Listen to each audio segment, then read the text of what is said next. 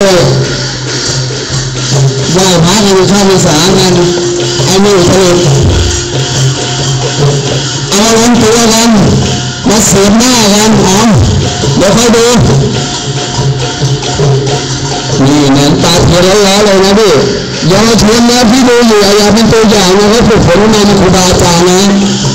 เป็นความสามารถเฉพาะตัวอย่าลอกเลียนแบบกันนะครับ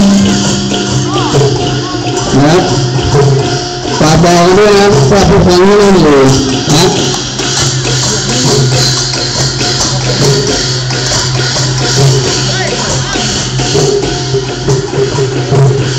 นี่นะนี่ดูนี่โยนหน้าเลยนะเอาสดๆเลยด้วยไม่มีข้าวจุอุซ่าอะไรอย่างไรนี่จะเดินไม่ได้เลยเดินเลยนั่นแล้วเดินดูอย่าไปเดินพี่เอ๋มาแล้วก็แอนเดินเลยลูก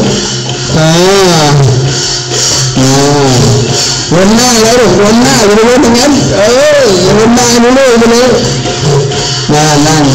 เขาเก็บแบงค์ก่อนแบงค์หน้าเลยเอาแบงค์เก็บก่อนเอาเก็บแบงค์ก่อน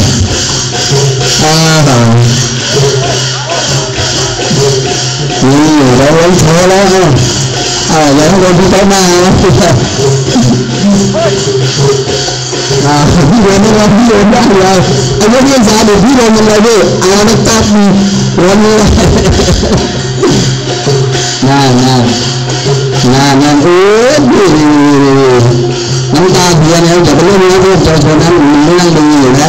เป็นความสามารถเฉพาะตัวแล้วครอบครัวมานะฝึกฝนกันมางาน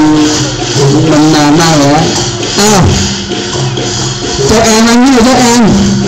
มาให้พี่ๆนี่หน่อยนี่ดูนะนี่โอ้โหดูหน้ามันหล่อแล้วดูฝึกไม่ได้เลยพี่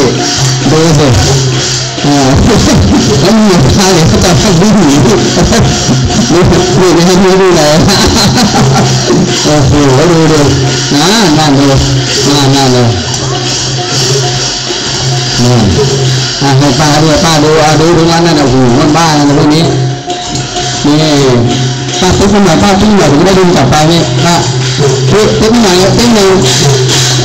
ติ๊กหน่อยติ๊กหน่อยพี่นะรับเราอย่าพี่เลยเดี๋ยวยังมาพี่ก็ถูกงานที่หนึ่งก็ได้หาไว้อีกนะโอ้โห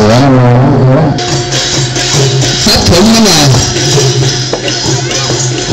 นี่หันมา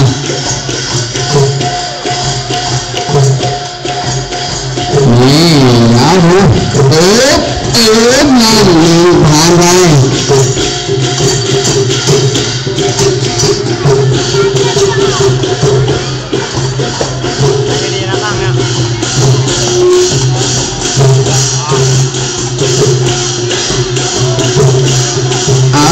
คุณเล่นผ่านไป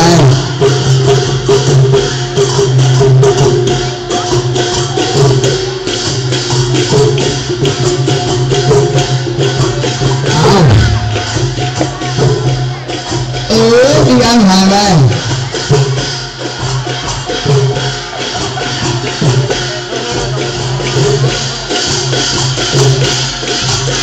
นี่เดินขึ้นไปนี่ดูเจ้าเด็กสิพี่ไปไหนเลยปากเลยให้ทะลุไปทะลุมาลูกเอาเข้าไปแทงเข้าไปอย่าไปยอมมันเอาให้ดีเอาเข้าไปแทงเข้าไปหมาเหมือนย่าอย่างเด็กเดินเลยแทงให้ดูมันเสียจัดดู